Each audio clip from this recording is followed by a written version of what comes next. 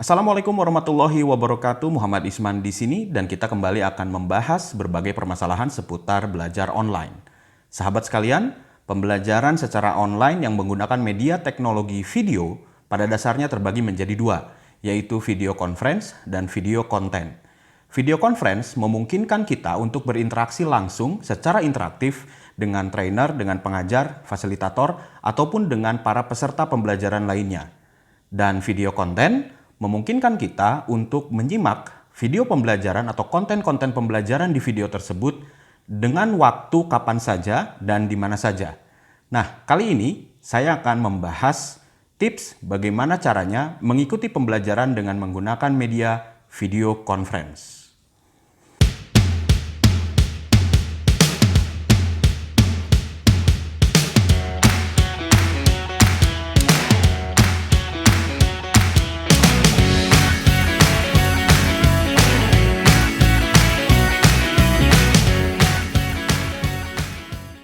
Hal pertama yang harus diingat bahwa aplikasi atau software untuk melakukan video conference itu beragam. Namun pada prinsipnya mereka menawarkan fitur-fitur yang secara prinsip mirip.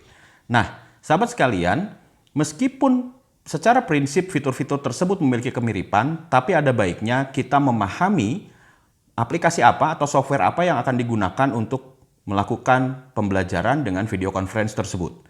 Let's say misalnya kita menggunakan Zoom, menggunakan Google Meet, atau menggunakan Webex Meeting.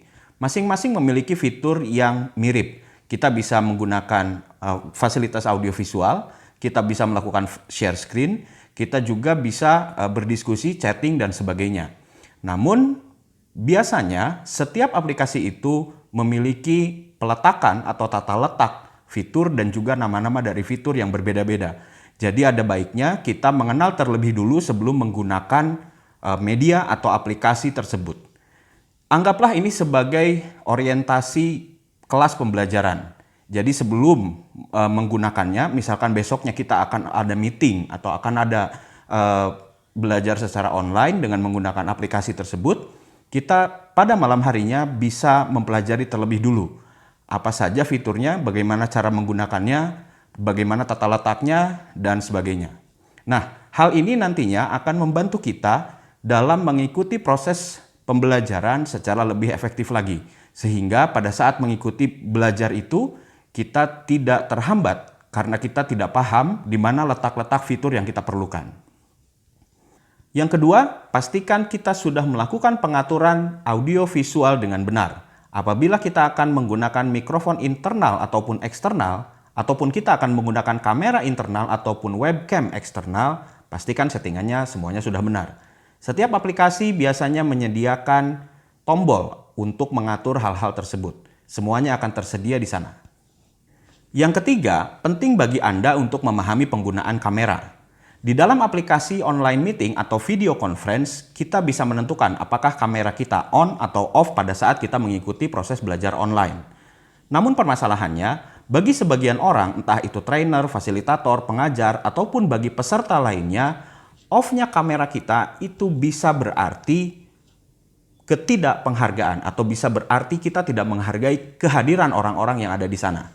Nah, oleh sebab itu penting bagi kita untuk mengkomunikasikan terhadap para peserta, terhadap para trainer, fasilitator, ataupun pengajar yang ada di sana apabila kita hendak meng-off-kan kamera kita. Misalnya, Bapak Ibu, saya mohon maaf, berhubung sinyal di tempat saya kurang baik sehingga saya terpaksa meng-off-kan kamera saya. Atau Bapak Ibu, mohon maaf karena saya sedang di lokasi kerja, di belakang saya banyak sekali orang lalu lalang, khawatir mengganggu konsentrasi Bapak Ibu ketika mengikuti proses pembelajaran, maka saya minta izin untuk meng-off-kan kamera saya. Nah, dengan adanya komunikasi tersebut, tentunya akan menjadi lebih cair dan menjadi lebih bisa dipahami situasi Anda. Yang keempat, pastikan mikrofon Anda dalam keadaan mute apabila Anda tidak sedang melakukan interaksi bersama orang-orang yang ada di dalam ruang meeting tersebut. Bukan apa-apa sahabat sekalian, karena bila kita tidak mute-kan atau kita tidak silent-kan, maka bisa jadi suara-suara yang ada di kiri, kanan, atau depan belakang kita itu bisa masuk ke dalam mikrofon tersebut. Sehingga hal tersebut akan mengganggu proses pembelajaran yang sedang berlangsung. Syukur-syukur kalau kita menggunakan mikrofon yang hanya bisa menangkap suara kita, sehingga suara-suara di samping kiri kanan atau di belakang kita tidak terlalu tertangkap oleh mikrofon tersebut. Namun, kita tidak bisa memastikan apakah setiap device memiliki mikrofon yang seperti itu. Nah, oleh sebab itu, untuk keamanan dan kenyamanan, sebaiknya kita memastikan mikrofon dalam keadaan mute apabila kita tidak sedang berinteraksi dengan orang lain.